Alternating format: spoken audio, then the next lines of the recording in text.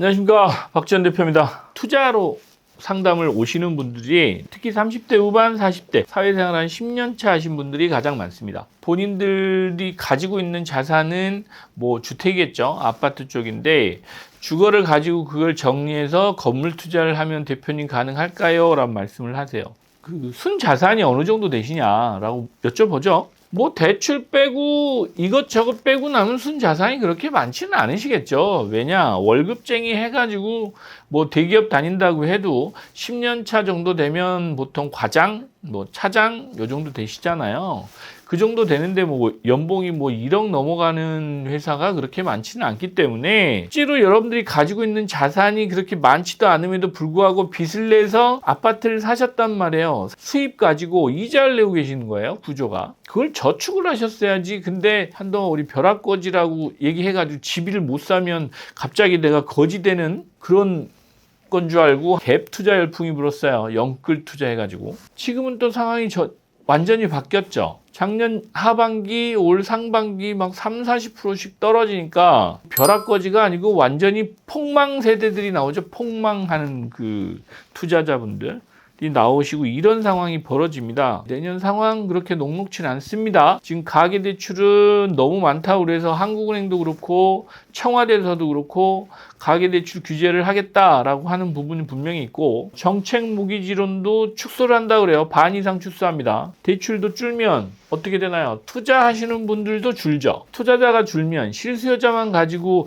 우리나라 지금 부동산 시장을 끌고 갈 수 있나요? 못 끌고 갑니다. 그러면 40대 여러분들 어떻게 하셔야 돼요? 집 사셔야 돼요?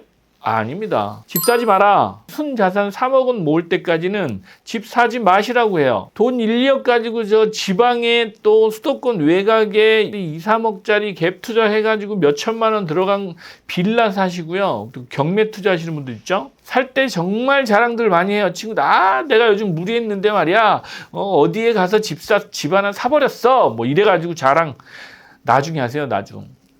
그거 별 의미 없습니다. 여러분들 집값 떨어지면 어떻게 하시려고요? 대책 없잖아요.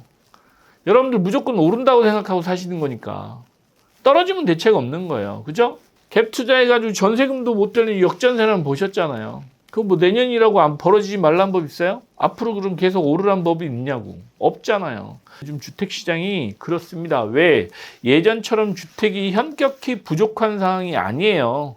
주택 보급률은 어차피 100% 넘어갔습니다. 이 지방에 그 어설픈 부동산에 투자하셔서 그동안 몇 년 동안 벌어놓은 시드머니를 다 날리시는 경우가 있단 말이죠. 원칙 하나, 40대 자산 3억이 될 때까지 순자산입니다. 3억이 될 때까지 집 사지 마시라 라고 조언 드리고 싶습니다. 둘째, 전세 살지 마라. 여러분들 전세 사시는 게 뭐가 좋죠? 월세 안 내서? 진짜 투자자 마인드가 있으신 분이라고 하면 전세를 살 게 아니고요. 반전세든지 월세 사시라고 말씀드려요. 여러분들 지금 집 사신다고 이자 내셨잖아요.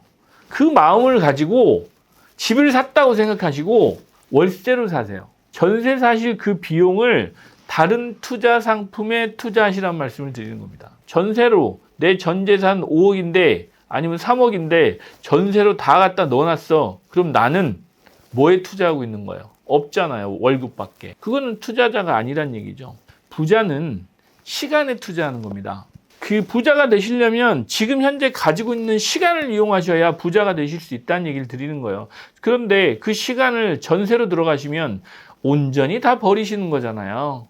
기본 전세로 사시면 2년은 사셔야 되니까. 그 전세 자금을 활용한 투자 방법을 고민해 보셔야 된다라는 말씀을 드리고요. 예를 들어서 제가 원래 상가나 그 오피스텔 투자를 잘 권해드리진 않아요.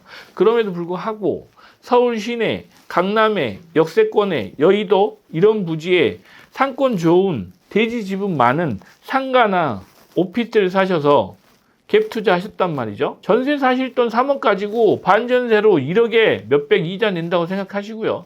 2억 가지고 레버리지 쓰셔서 월세 나오는 상가를 사시면 되죠. 그것도 수익률 좋은 걸로. 그렇게 해서라도 시드머니를 키우셔야죠. 그걸 전세에다 넣어놓으실 게 아니고. 여러분들한테 다시 한번 말씀드리는데 40대 때 특히 월급쟁이를 하시는 분들 전세 사지 말고요. 내 자본 3억이 이상 될 때까지는 절대 집 사지 마라 라고 조언 드리고 싶습니다. 그럼 좋아요, 구독, 알람 설정까지 여러분의 성공 투자를 함께 하겠습니다.